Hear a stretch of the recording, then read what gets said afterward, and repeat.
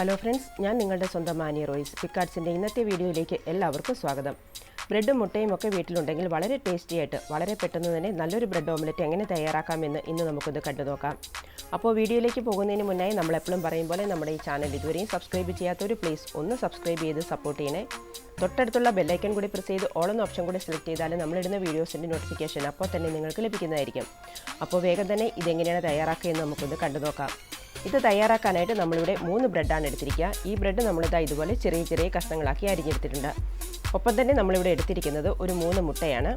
ആദ്യമേ തന്നെ ഇതിലേക്ക് നമ്മൾ ചേർത്ത് കൊടുക്കുന്നത് ഒരു സവാള ചെറുതായിട്ട് അരിഞ്ഞെടുത്തതാണ്. ഒരു തക്കാളി ചെറുതായിട്ട് അരിഞ്ഞത് കൂടി ഇതിലേക്കൊന്ന് ചേർത്ത് കൊടുക്കാം. ഒപ്പം തന്നെ ഒരു പച്ചമുളക് ചെറുതായിട്ട് അരിഞ്ഞതും കുറച്ച് മല്ലിയില ചെറുതായിട്ട് അരിഞ്ഞതും കൂടി നമ്മൾ ഇതിലേക്കൊന്ന് ചേർത്ത് കൊടുക്കുന്നുണ്ട്. നമ്മളിവിടെ എടുത്തിരിക്കുന്നത് ആഫ്രിക്കൻ മല്ലിയിലയാണ്. നമുക്കിത് വീട്ടിലുള്ളത് കൊണ്ടാണ് ഇത് തന്നെ ചേർത്തിരിക്കുക. സാധാ മല്ലിയില തന്നെ ഇതിലേക്ക് ചേർത്ത് കൊടുത്താലും മതിയാവും. ഇനി ഇതിലേക്ക് നമ്മൾ ചേർത്ത് കൊടുക്കുന്നത് 1 ടീസ്പൂണോളം കുരുമുളക് പൊടിയാണ്. 1/4 ടീസ്പൂണോളം മഞ്ഞൾപ്പൊടി കൂടി നമ്മൾ ഇതിലേക്ക് ചേർത്ത് കൊടുക്കുന്നുണ്ട്. ഇനി ഇതിലേക്ക് നമ്മൾ ചേർത്ത് കൊടുക്കുന്നത് 1/2 ടീസ്പൂണോളം കുരുമുളക് പൊടിയാണ്. ആവശ്യത്തിനുള്ള ഉപ്പും കൂടി ചേർത്തിട്ട് നമുക്കിത് നന്നായിട്ടൊന്ന് അടിച്ചെടുക്കാം.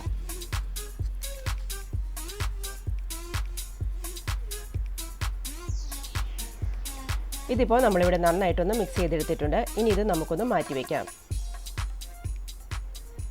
ഇനിയിപ്പോൾ നമ്മളിവിടെ എടുത്തിരിക്കുന്നത് 2 ടേബിൾ സ്പൂണോളം ഓയിലാണ്. ഇതിലേക്ക് ഒരു 2 വെളുത്തുള്ളി ചെറുതായിട്ട് അരിഞ്ഞതൊന്ന് ചേർത്ത് കൊടുക്കാം.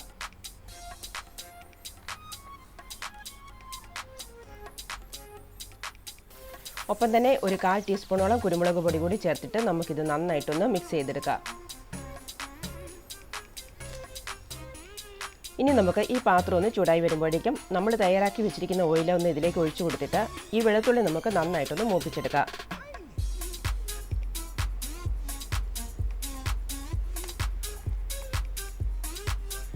വെളുത്തുള്ളി ഒന്ന് കളറൊക്കെ മാറി പാകത്തിനായി വരുന്ന സമയത്ത് നമ്മൾ തയ്യാറാക്കി വെച്ചിരിക്കുന്ന ബ്രെഡ് ഇതിലേക്ക് ചേർത്ത് കൊടുത്തിട്ട് ഇതൊന്ന് ഫ്രൈ ചെയ്തെടുക്കാം. ഇത് പൊടിഞ്ഞു പോകാതെ ചെറുതായിട്ട് ഇളക്കി കൊടുത്തിട്ട് വേണം നമ്മളിത് ഫ്രൈ ചെയ്തെടുക്കാനായിട്ട്.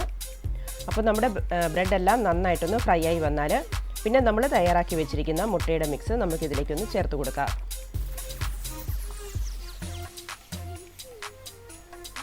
ബ്രെഡിൻ്റെ എല്ലാ വശത്തേക്കും എത്തത്തക്ക രീതിയിൽ വേണം നമ്മൾ ഈ മുട്ടയുടെ മിക്സ് ഒഴിച്ചു കൊടുക്കാനായിട്ട്.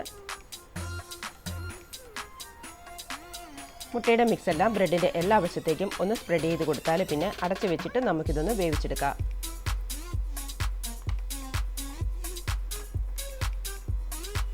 മുട്ടയുടെ ഒരു വശം ഒന്ന് വെന്ത് വന്നാൽ പിന്നെ നമുക്കിതൊന്ന് തിരിച്ചിട്ട് കൊടുക്കണം. അതിനായിട്ട് ഒരു പാത്രം ഇതുപോലെ ഒന്ന് മുകളിൽ വെച്ച് കൊടുത്തിട്ട് നമുക്കിതൊന്ന് തിരിച്ചെടുക്കാം. അപ്പോൾ നമ്മുടെ മുട്ടയുടെ ഒരു വശം നന്നായിട്ടൊന്ന് വെന്ത് കിട്ടിയിട്ടുണ്ട്. ഇനി ഇതിൻ്റെ മറുവശം കൂടി ഒന്ന് വെന്ത് കിട്ടാനായിട്ട് നമുക്കിത് വീണ്ടും ഈ പാത്രത്തിലേക്ക് തന്നെ ഒന്നുകൂടി ഒന്ന് ചേർത്ത് കൊടുക്കാം. ഇനി ഇത് നമ്മൾ കുക്കാവാനായിട്ട് ഒരുപാട് സമയമൊന്നും വെച്ച് കൊടുക്കേണ്ട ആവശ്യമില്ല. 1 മിനിറ്റൊക്കെ ധാരാളം മതിയാകും ഇതിൻ്റെ മറുവശം ഒന്ന് വെന്ത് കിട്ടാനായിട്ട്. ഇതിൻ്റെ 2 വശം ഒന്ന് പാകത്തിനായി വന്നാൽ പിന്നെ ഫ്ലെയിം ഓഫ് ചെയ്തിട്ട് നമുക്കിത് വേറൊരു പാത്രത്തിലേക്കൊന്ന് മാറ്റാം. അപ്പോൾ നമ്മുടെ വളരെ ടേസ്റ്റി ആയിട്ടുള്ള ബ്രെഡ് ഓംലെറ്റ് ഇവിടെ റെഡിയാണ്. ബ്രേക്ക്ഫാസ്റ്റിനായാലും ഡിന്നറിനായാലും ഇത് ധാരാളം മതിയാകും. ചെറു ചൂടോടുകൂടി തന്നെ നമുക്കിത് സെർവ് ചെയ്യാവുന്നതാണ്. ചെറു ചൂടോടുകൂടി കഴിക്കുമ്പോഴാണ് നമുക്കിതിൻ്റെ ടേസ്റ്റ് കറക്റ്റായിട്ട് കിട്ടുക. അപ്പോൾ നമ്മുടെ ഈ കുഞ്ഞു വീഡിയോ എല്ലാവർക്കും ഇഷ്ടമായി എന്ന് വിശ്വസിക്കുന്നു. ഈ വീഡിയോ നിങ്ങൾ ലൈക്ക് ചെയ്യാനും നിങ്ങളുടെ ഫ്രണ്ട്സ് റിലേറ്റീവ്സിനൊക്കെ ഒന്ന് ഷെയർ ചെയ്യാനും മറക്കരുത് കേട്ടോ. സാധിക്കുന്ന എല്ലാവരും ഇതൊന്ന് ചെയ്ത് നോക്കുക, അഭിപ്രായങ്ങൾ പറയുക. പുതിയ വീഡിയോയുമായി നമുക്ക് വീണ്ടും കാണാം. താങ്ക്